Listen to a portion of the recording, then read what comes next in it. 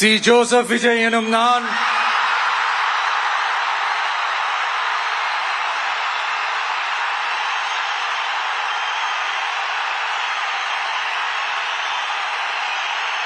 சட்டப்படி அமைக்கப்பெற்ற